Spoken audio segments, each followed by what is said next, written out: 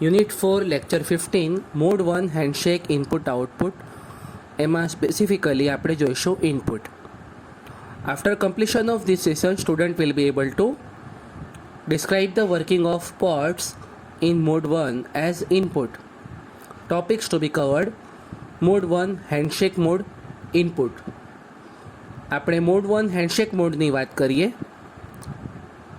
કે અહીં handshake signal use થાય છે જે ડેટા ટ્રાન્સફર પહેલાંના સિગ્નલની આપલે છે, એટલે કે પેરિફેરલ્સથી સિગ્નલ ટ્રાન્સફર થવા 8255 અને પેરિફેરલ વચ્ચે સિગ્નલની ટ્રાન્સફર થાય છે, જે પછી ડેટા ટ્રાન્સફર થઈ શકે છે. અહીં પોર્ટ સીના બીટ છે હેન્ડશેક સિગ્નલ તરીકે યુઝ થાય છે અને મુખ્ય કાર્ય પોર્ટ એ અને પોર્ટ બી કરે છે. અહીં ઇનપુટ અને આઉટપુટ બંને લેચ થઈ શકે છે. તમને ખ્યાલ છે કે મોડ 0માં માત્ર આઉટપુટ લેચ થતું હતું, ઇનપુટ લેચ થતું નહોતું. અને સૌથી ઇમ્પોર્ટન્ટ, અહીં ઇન્ટરપ્ટ લોજિક સપોર્ટ કરે છે. મોડ 1ની જે કેરેક્ટરિસ્ટિક છે કે ફીચર્સ છે એમાં કહી શકાય કે ઇન્ટરપ્ટ સપોર્ટ કરે છે. તમને યાદ હોય તો મોડ 0 હતું, મોડ 0 ઇન્ટરપ્ટને સર્વ કરતું નહોતું. મોડ 1 ઇન્ટરપ્ટને સપોર્ટ આપી શકે છે. બે પ્રકારે છે, મોડ 1 ઇનપુટ અને mode 1 output. Mode 1 handshake mode input, mode 1 handshake mode output. આપણે શાંતિથી આને સમજવાનો પ્રયાસ કરીએ. Mode 1 input. પહેલાં તો આના સિગ્નલ્સ જોઈ લઈએ કે કયા સિગ્નલ્સનો ઉપયોગ કરવામાં આવે છે. જે આપણે કીધું કે હેન્ડશેક મોડ દ્વારા સિગ્નલ્સની આપલે થાય, તો આ સિગ્નલ્સને આપણે પહેલાં જોઈ લઈએ. તો પહેલાં છે સ્ટ્રોબ. આ જે સ્ટ્રોબ ઇનપુટ છે, જ્યારે પેરિફેરલ પાસે કોઈ ડેટા હોય અને ટ્રાન્સફર કરવા માંગતું હોય તો ઇનપુટ મળે 8255 ને કે સ્ટ્રોબ સિગ્નલ અપિયર થાય, જે એક્ટિવ લો છે.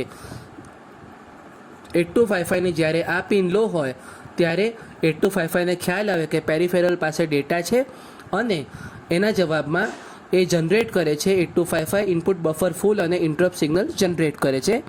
ઇનપુટ બફર ફૂલ આ સિગ્નલ દ્વારા પેરિફેરલમાં જે બાઇટ છે લેચ થયું છે એવું જણાવવામાં આવે છે, એટલે કે જે ઇનપુટ બફર છે એ એંગેજ થઈ ગયું છે. હવે બીજું કોઈ કાર્ય જ્યાં સુધી આ બાઇટ પ્રોસેસ ના થઈ જાય ત્યાં સુધી બીજું કોઈ કાર્ય લેવામાં આવશે નહીં.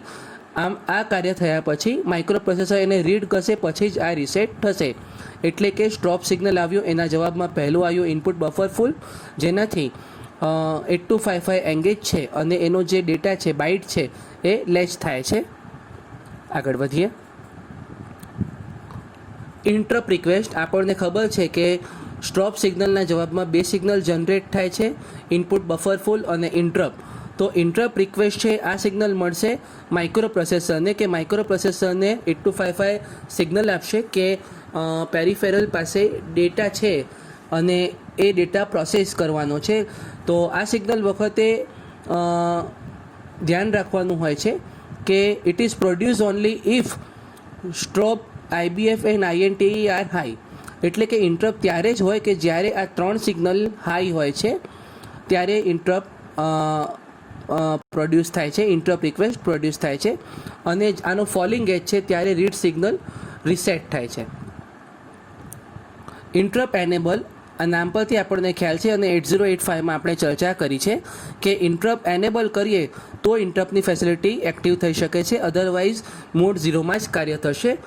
અને ઇન્ટરનલી સ્ટ્રક્ચરમાં ફ્લિપફ્લોપ અવેલેબલ હોય છે, જે એ અને બી પોર્ટ માટે ઇન્ટરપ્ટ એનેબલ માટે એન્ડ ગેટમાં ઇનપુટ એક્ટિવ કરવામાં આવે છે, તો આ બીટ કાર્ય કરી શકે છે. અને આ જે છે પર્ટિક્યુલર પોર્ટ સીના બીટ હોવાથી આ બધા જ સિગ્નલ પોર્ટ સીના બીટ છે, જેથી આપણે એને BSR મોડ દ્વારા સેટ અને રીસેટ કરી શકીએ છીએ. અને બીટ PC4 અને PC2 છે એ સેટ અને રીસેટ કરવા માટે ઉપયોગમાં આવે છે. આ જે INTE અને INTE B છે એને સેટ અને રીસેટ કરવા માટે પોર્ટ સીનું બીટ 2 અને બીટ 4 સેટ અને રીસેટ કરવું પડે છે. આગળ વધીએ. ડાયાગ્રામ જોઈએ તો 8255 આ જોઈ શકો છો પોર્ટ એ માટેની અરેન્જમેન્ટ છે. આ મેં કીધું એ પ્રમાણે ઇન્ટરપ્ટ એનેબલ સિગ્નલ છે. પોર્ટ સીના બીટ 3, 4, 5 અહીં એંગેજ છે અને તમારા પોર્ટ એના પિન્સ PS02, PS7 અહીંયા છે. તો જ્યાંથી એ પ્રમાણે અહીં તમે જોઈ શકો છો કે પોર્ટ બી માટેની અરેન્જમેન્ટ છે, ત્યાં પણ આના માટે એનેબલ ઇન્ટરપ્ટ એનેબલ સિગ્નલ્સ છે અને પોર્ટ સીના બીટ 1, બીટ 2 અને બીટ 0 યુઝ થાય છે. તો અહીં પોર્ટ સીના 6, 7 બીટ છે. આપણે દરેકનું કાર્ય જોઈશું અને અહીં મહત્ત્વનું છે કે ઇનપુટ માટે છે એટલે અહીંયા રીડિંગ પ્રોસેસ થશે. તમે જુઓ અહીં કે પોર્ટ એ ઇનપુટ મોડમાં છે એટલે કે આ ઇનપુટ તરીકે બતાવેલ છે. ત્યારબાદ છે સ્ટોપ સિગ્નલ છે જે બહારથી આવે છે. પેરિફેરલ પાસે ડેટા છે જે લખવા માંગે છે અને ડેટાની રીડ પ્રોસેસર માઇક્રો પ્રોસેસર કરશે. તો આ ડેટા માટે એટલે કે જો પેરિફેરલ પાસે કોઈ સિગ્નલ છે, કોઈ માહિતી છે, એના માટે સ્ટોપ સિગ્નલ એક્ટિવ લો થયો એટલે કે લો થઈ ગયું, એના જવાબમાં ઇનપુટ બફર ફૂલ થશે, બફર એન્ગેજ થશે અને ઇન્ટરપ્ટ રિક્વેસ્ટ 8085 ને જશે. તો આ પ્રમાણે આ કાર્ય થશે. સેમ વસ્તુ આપણે પોર્ટ બી માટે થશે. આ પોર્ટ એ હેન્ડશેક સિગ્નલ માટેના સ્પેસિફિક જે ઉપરનું અડધું પોર્શન છે પોર્ટ એ હેન્ડશેક સિગ્નલ્સ માટે યુઝ થઈ શકે. અને નીચે એ પ્રમાણે જોઈએ તો સ્ટોપ સિગ્નલ છે. જ્યારે પોર્ટ બી માટે સ્ટોપ સિગ્નલ આવે એના જવાબમાં અગેન બે સિગ્નલ જનરેટ થાય છે, ઇનપુટ બફર ફૂલ અને ઇન્ટરપ્ટ સિગ્નલ. ઇન્ટરપ્ટ સિગ્નલ 8085 ને ઇન્ટરપ્ટ કરવા માટે અને ત્યારબાદ અહીં બતાવેલ છે એ પ્રમાણે PB02 PB7 ઇનપુટ તરીકે વર્ક કરશે અને તમારા 6, 7 છે એ ઇનપુટ આઉટપુટ સિગ્નલ્સની આપલે કરશે. તો આ જે છે આ પોર્ટ બી વિથ હેન્ડશેક સિગ્નલ્સનો ડાયાગ્રામ છે. આ સંપૂર્ણ ડાયાગ્રામ ઓવરઓલ પિક્ચર આપે છે કે કઈ રીતે પોર્ટ છે મોડ 1 હેન્ડશેક સિગ્નલમાં ઇનપુટ તરીકે કાર્ય કરે છે. કંટ્રોલ વર્ડ સમજીએ. આમાં કંટ્રોલ વર્ડ કઈ રીતે કામ કરશે. તો આપણે ટોટલ 8 બીટ છે.